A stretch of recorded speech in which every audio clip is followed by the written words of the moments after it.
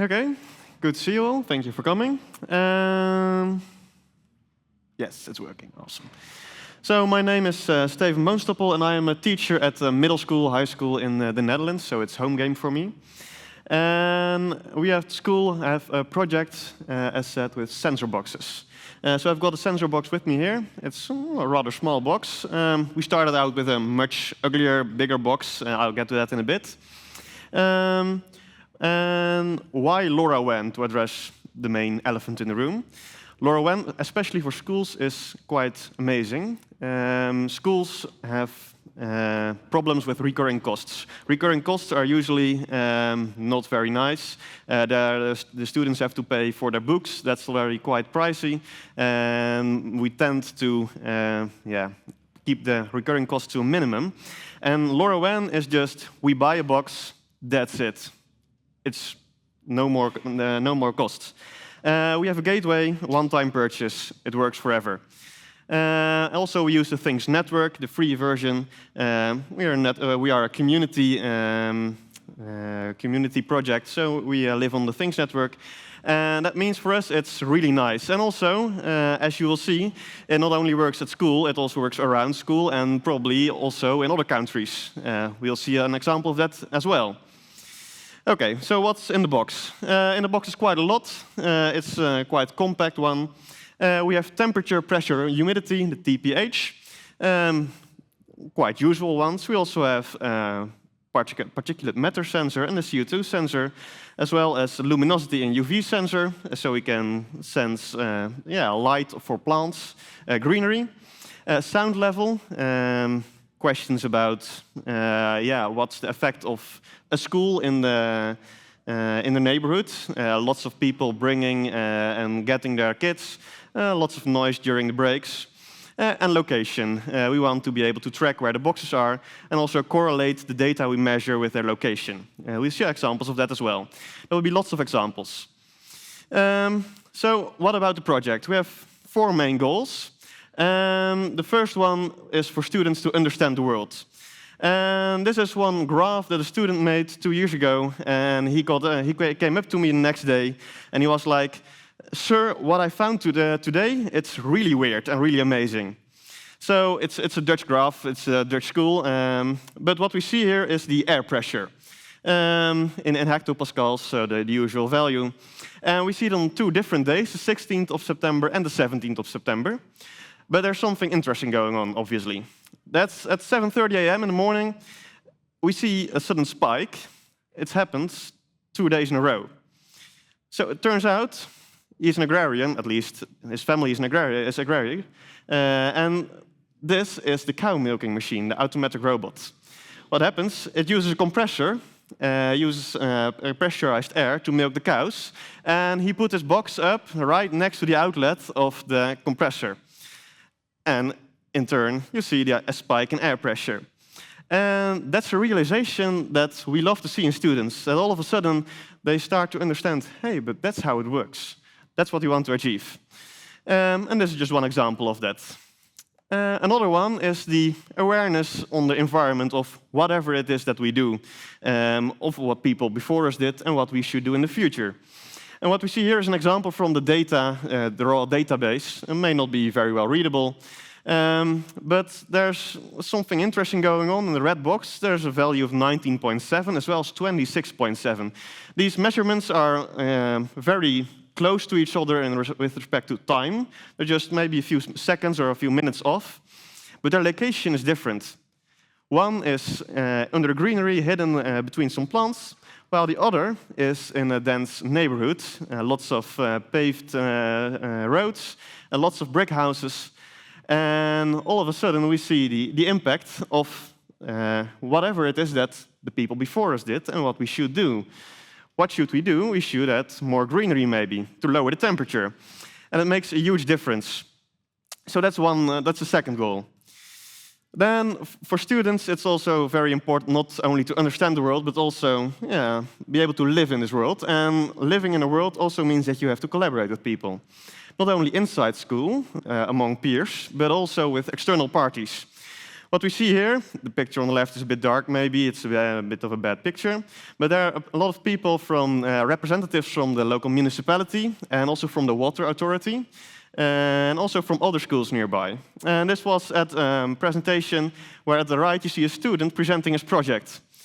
And the student now all of a sudden learns how to present to external parties, and afterwards a discussion where they discuss results and they learn what to do and how to interact with those people and also how to present their data. You don't just want to present your data like this is the graph, you also want to interpret it and, well, hopefully learn something about it. So that's also a really important factor. And last, it's always nice to stimulate interest in IT, IoT, get students involved in, well, anything that is likely to be part of the future. So what we see on the left here is a group of students that have an old box, the bigger one. You see it's a bit black. Hopefully, there it is. They are in Switzerland. Same box, same network, just works. And they took it on a trip, a school trip, for like a research project, and they do a week of research projects. And it just works, even when they go up to a mountain. This is a picture at 2,000 meters high, a mountain in Switzerland. And there turned out to be a gateway in the valley, and their box just works. And that is so nice about LoRaWAN. We are not limited to, you can only do it in the classroom, or you can also do it at home. You can do it in wherever you are. And that's really also the powerful part of the community network, and for you to peer with the community network. So those are nice examples, but also here's a student on the same trip building his own box. So he was like, okay, that's a nice box. I want to understand how it works. So he was like, okay, let's make it myself. Obviously, it didn't work as well. This one has a battery life of up to a month, but his has a battery life of 2-3 days. Sure, that's okay, he can charge it on the trip, but he wanted to understand how it works. And that is really, really nice. Also, yeah, they want to understand how the world works, and they get an opportunity to. Okay, but how did we get there? It was not an easy road. Of course, a project's never easy, and we've been running for 4 years now. But the first year was not using LoRaWAN in the classroom. The first year was this box. I replaced the teacher before me, and he just got started on this project, but unfortunately he had to stop. And he had a prototype. And the prototype looked like this, okay? It was in the box, but lots of loose jumpers, and yeah, the solder wasn't always high quality. The sensors were not perfect. And unfortunately, we had 60 of them, because some colleagues were like, okay, we have one, it works, let's make all 60 of them, because we had a grant for 60 from the local municipality who granted the funds. Yeah, so in the first year, it was a lot of trouble. Oh, that's the laser.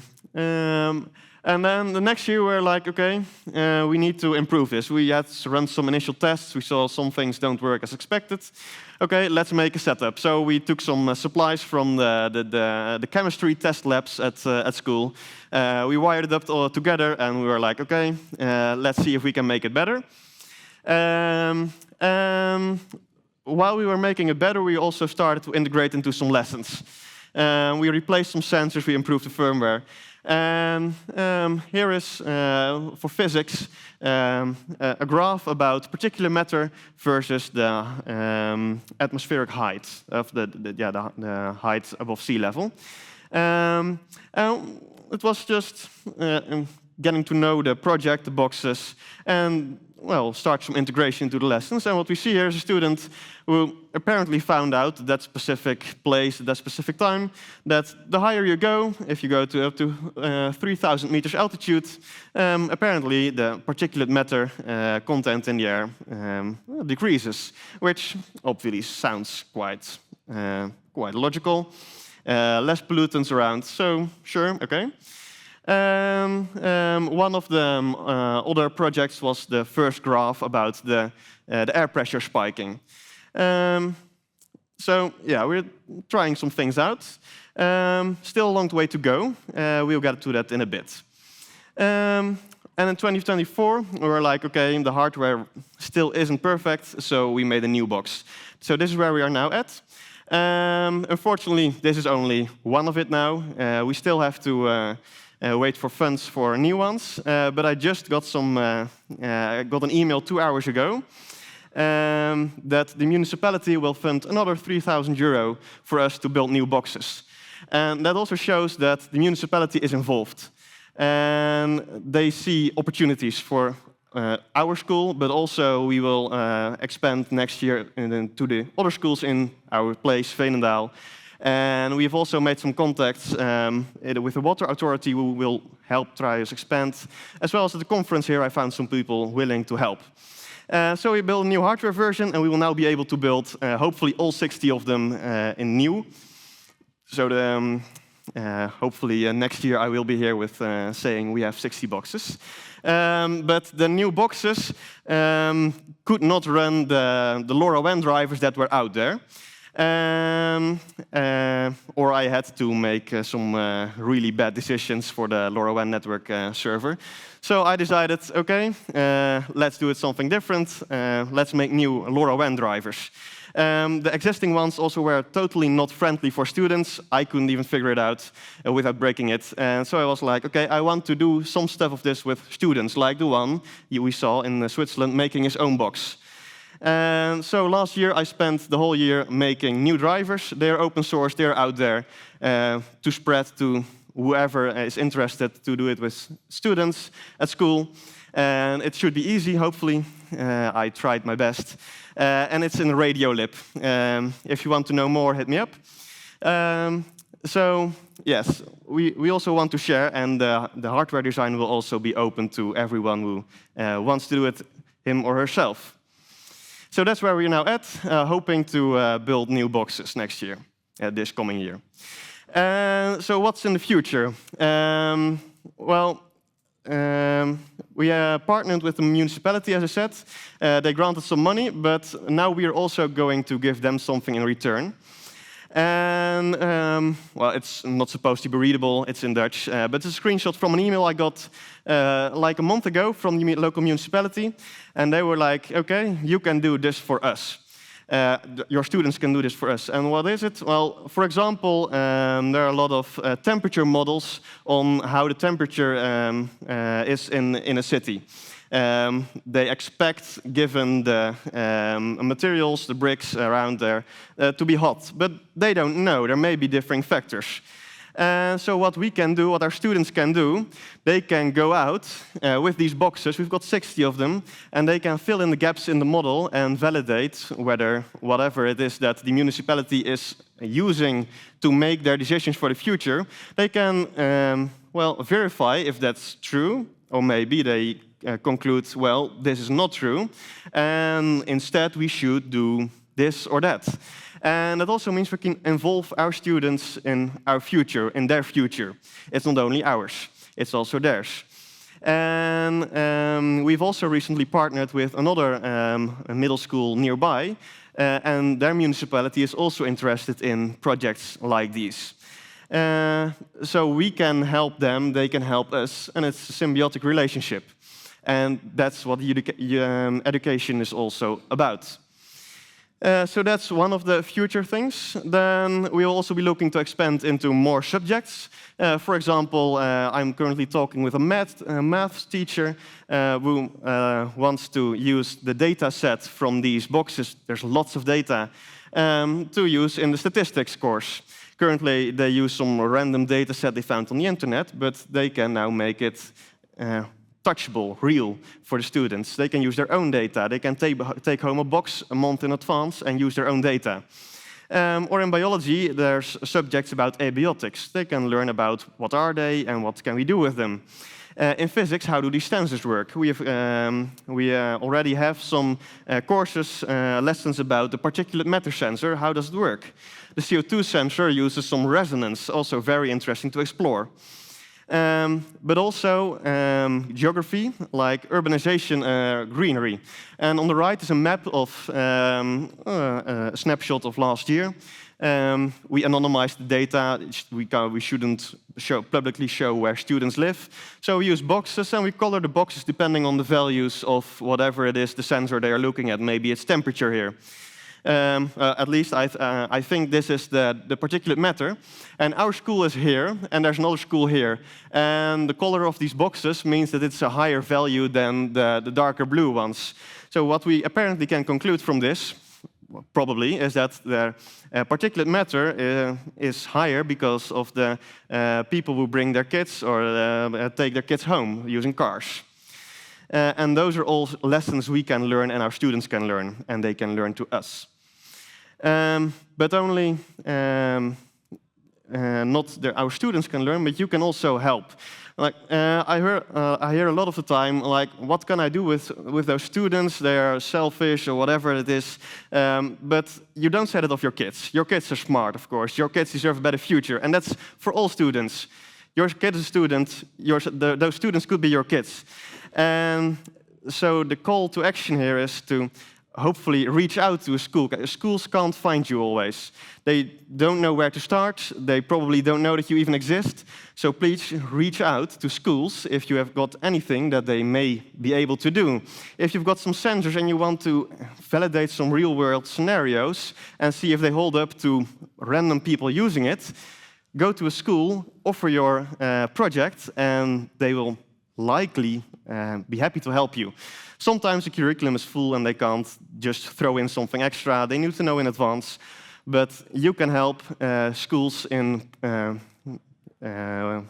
getting great projects and learning students, potentially your kids, how to shape their own future, which is still also our own future. So let's leave the world a better place and start at schools. Thank you. Thank you.